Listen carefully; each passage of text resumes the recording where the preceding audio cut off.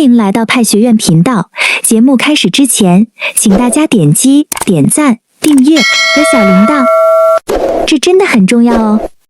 最近在 Twitter 上看到这样一篇推文，推文的图片上这样写道：派钱包和中国的数字人民币钱包互通了，政府和银行价位定死124万美金。11月中下旬会变现到每位先锋手中。派的 ATM 机已经发放了，人民银行会摆放，全球黑卡发放到每位先锋。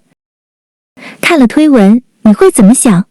中华区先锋一定会问：这是真的吗？黑卡真的能变现吗？中华区的先锋们一定会一头雾水，一定会问：这是真的吗？派真的可以变现了吗？这个问题我们就一起来听听中华区区块链专家辉哥他是怎么解读变现的这个问题。派现在真能够变现吗？今天是11月4号星期五。自从我跟大家分享这个派的课程以来，派友们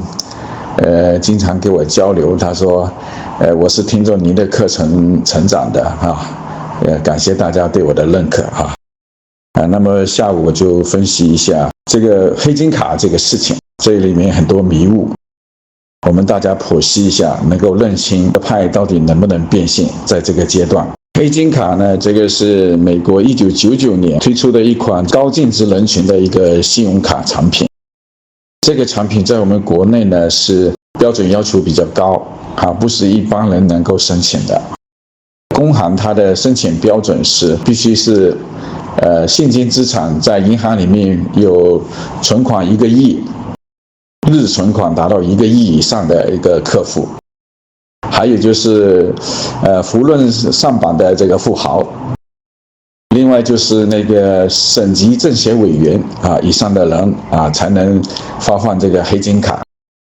那我们招商银行是每天的存款必须达到2000万以上的用户才能够有资格，有一个门槛一个颁发的一个门槛和标准，不是一般人能够发放的。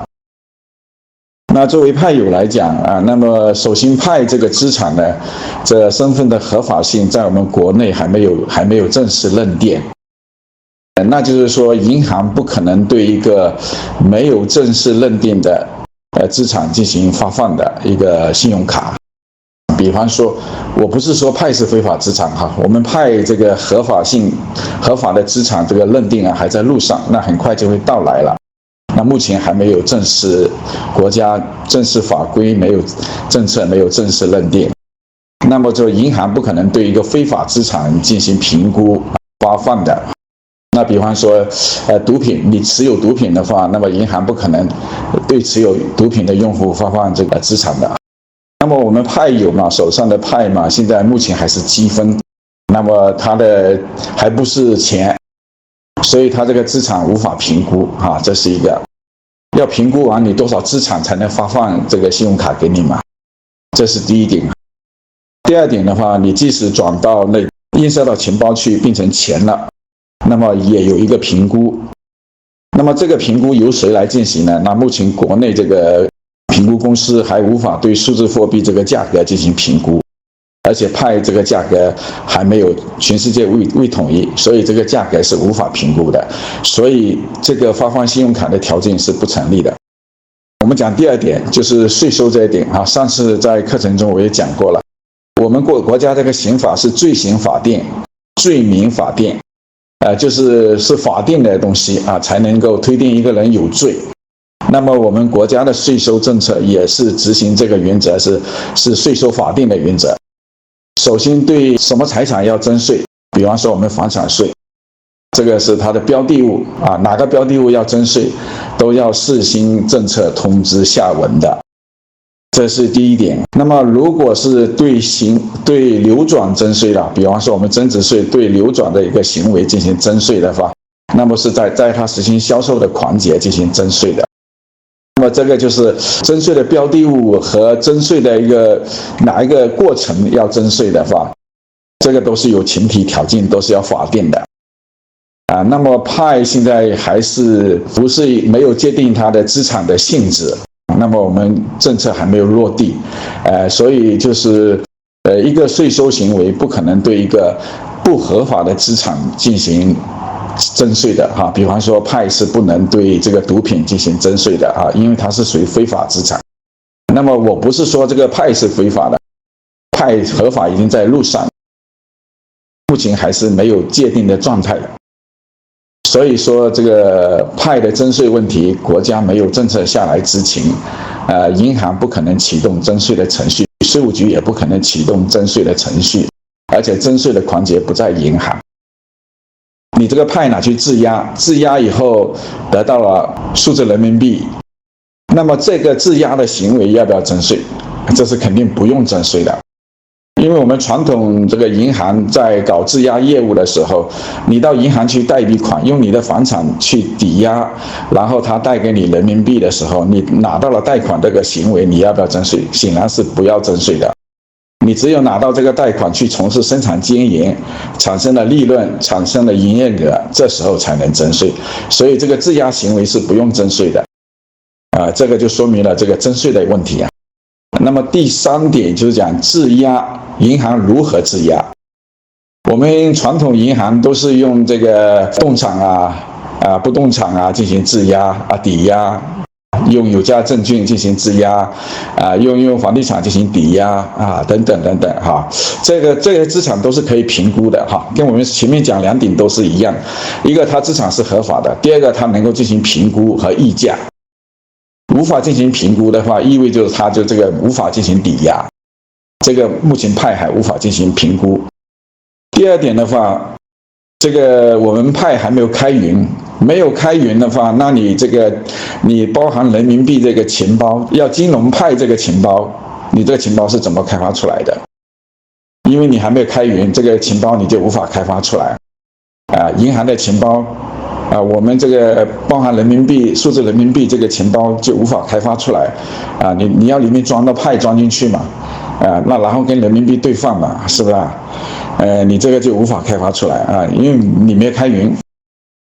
我们数字资产要进行抵押，它是一种新的抵押形式，不是银行那种传统的抵押形式，是数字货币的抵押、数字资产的抵押这是一个 DeFi 的概念，就是去中心化金融的一个抵押那么这个抵押的话，首先这个资产要进行价格可以评估，可以确定。那么我们现在这个派没有开源的话，那么作为这个预言机预言机它就无法读取这个价格，无法读取这价格，不可能进行位价，不可能进行位价。那么这个你抵押派的资产，它的价格无法确定。要抵押多少派，是根据哪个标准价格标准来进行抵押还有这个平仓是有什么价格你的平仓线设在哪一点？因为这个数字资产会涨跌，那么什么时候达到平仓线，那个价格也无法提供。抵押的智能合约无法设定，无法设定就意味着它这个数字资产抵押是不可行的，就没法做，因为它首先要有一个价格，提供一个价格给它，这个价格必须要系统采集的通过预言机来采集的价格那么它才能设定这个智能合约，要设定抵押的比率是多少，平仓性是多少什么时候你还要加仓什么之类的所以这个是无法实行的。所以通过这个分析，我们就可以看出第一个资产的属性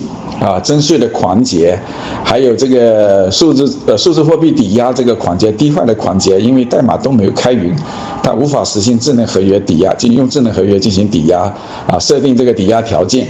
平仓的条件所以这个都是不可靠的。所以说这个黑金卡发放黑金卡，然后征税，然后进行这个派的抵押，最后抵押发放这个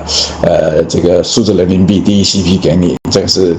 这个分析一下我们就知道这里面是漏洞百出这是不可能的事情。所以我们看待一个问题要全面去看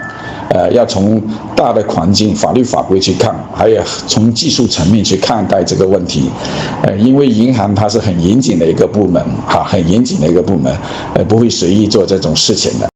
它首先要合法合规其次在这个安全性风控上要进行审评。风控上要进行审评啊，这个数字资产评估价是多少？这个评估价不是靠我们那个会计师事务所那些机构来评估了。那现在是因为区块链它有特殊性啊，数字货币它有特殊性，它必须通过预言机它本身的一个价格采集系统来进行提供价格、提供报价的。所以这个问题我们深入分析一下就能够明白。所以这个是不靠谱的事情。所以大家就是认真这个把握自己看好手上的派，认真顶派就好了，因为很快就来了，派的合法落地很快就来了也很快就可以开源了，是不是啊？我们只要做好这个好了。还有就是说，有的派友说，收到了那个晋行的电话晋行的电话有95533嘛如果这个是打来的，它是一个正常的业务。那么也可能这些客服嘛，就是这些业务人员，认为你这个派友将来都是有情人事先来一个把这个客户先圈起来是要锁定这个客户这是一个。第二个的话，95533他们前面就是说，前面有一大堆数字前面有一大堆数字，那说明这个是一个网络电话，网络电话就是一个虚拟的电话，这是诈骗的所以大家睁亮眼睛认真思考。好，今天的视频就到这里，感谢收看。如果你觉得派妹今天的视频还不错的话，就记得点个赞、订阅、转发吧。我们下期再见。